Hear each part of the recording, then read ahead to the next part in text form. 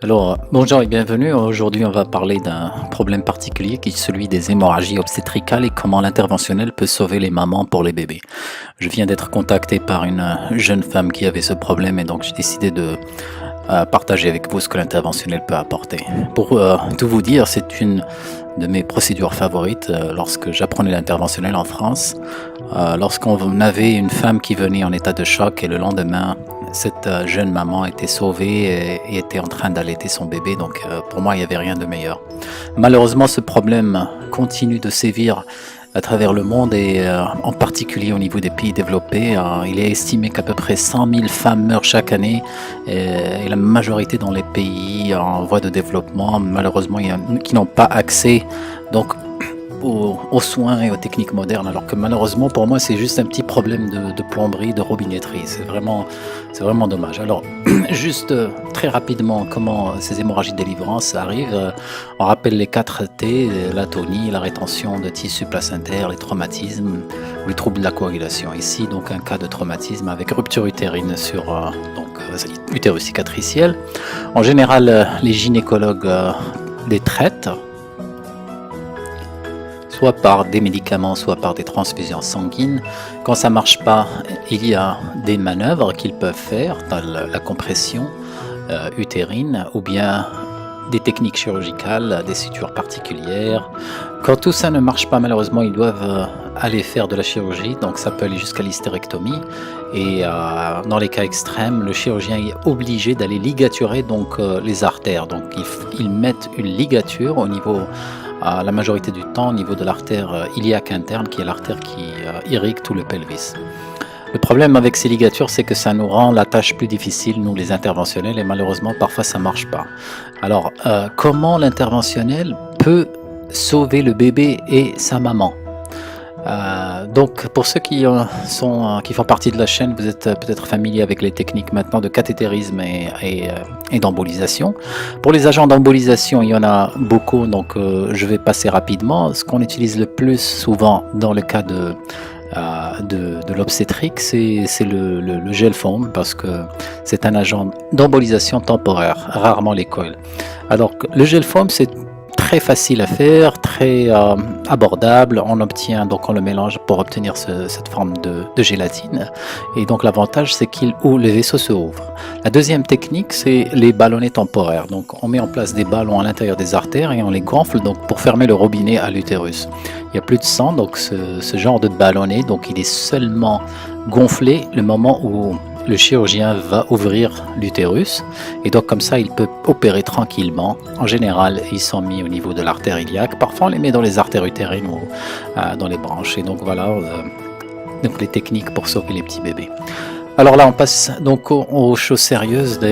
Ici c'est un cas malheureusement d'une femme qui a présenté avec un placenta percreta, et pour compliquer les choses, cette femme a une religion particulière, donc ici qu'on les appelle les témoins de Jéhovah. Ils n'acceptent pas les transfusions sanguines, donc ce qui fait une grossesse à très très haut risque, et malheureusement ils perdent beaucoup de sang durant l'intervention.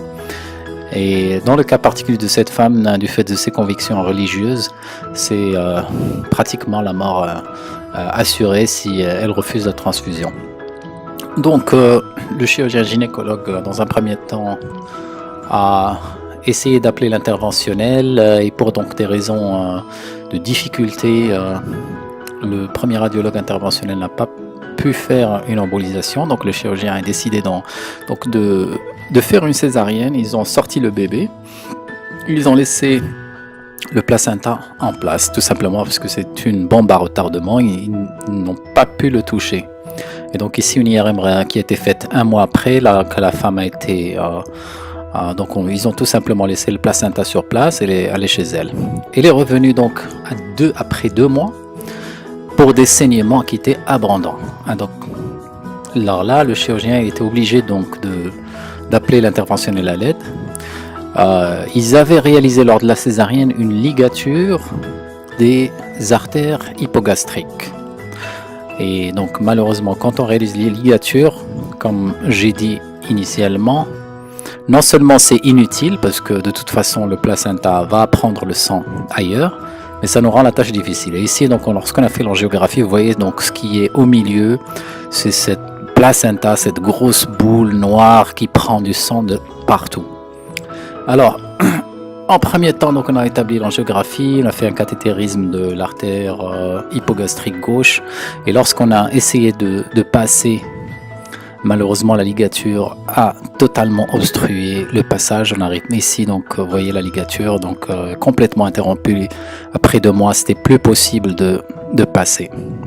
C'est vraiment malheureux. Alors ici, donc, qu'est-ce qu'on a fait? Eh bien, on va prendre un chemin détourné. Vous voyez ici, cathétérisme de l'artère fessière qui montre une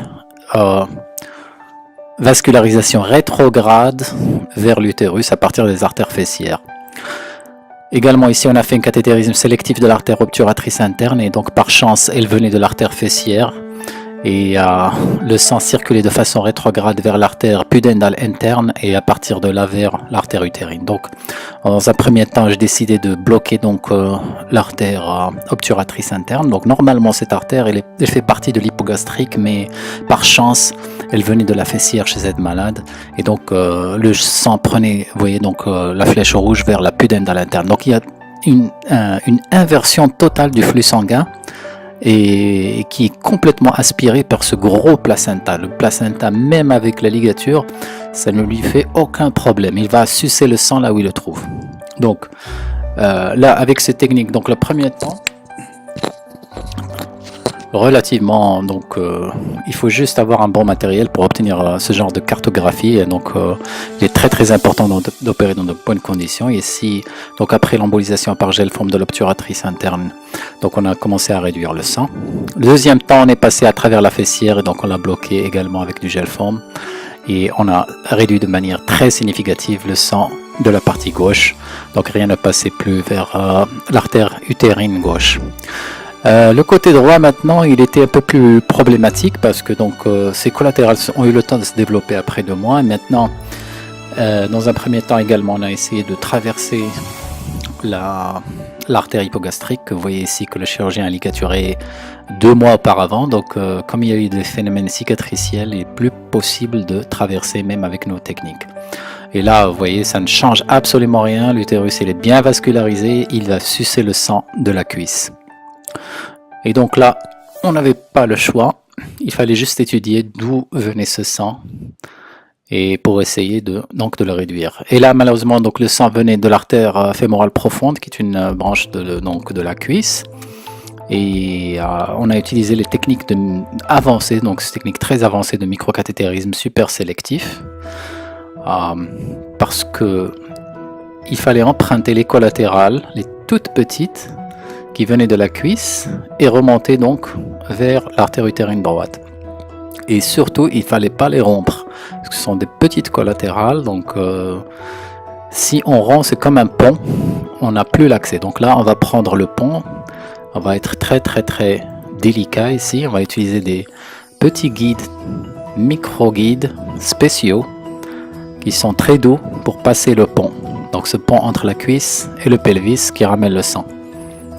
Donc de façon très très très sélective et très prudente, vous voyez, donc je vais emprunter le pont vers l'obturatrice et après multiples manœuvres, on a réussi.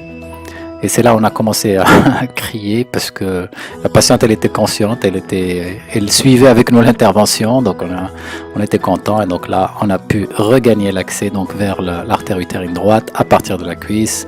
Également, embolisation gel forme a été réalisée avec succès et donc on a pu dévasculariser ce placenta monstrueux, ce placenta percreta. Et donc je vous rappelle, cette patiente n'acceptait pas la transfusion sanguine au prix de sa vie, hein, donc ils ont des convictions religieuses que je vais pas, donc c'est leur conviction, mais malheureusement, donc heureusement, vous voyez, on a pu donc dévasculariser donc cet utérus de façon réussi et la patiente a pu aller avoir sa chirurgie tranquille. On a eu une lettre de félicitations du staff d'anesthésie et de chirurgie parce qu'ils étaient vraiment contents qu'on ait pu faire ça.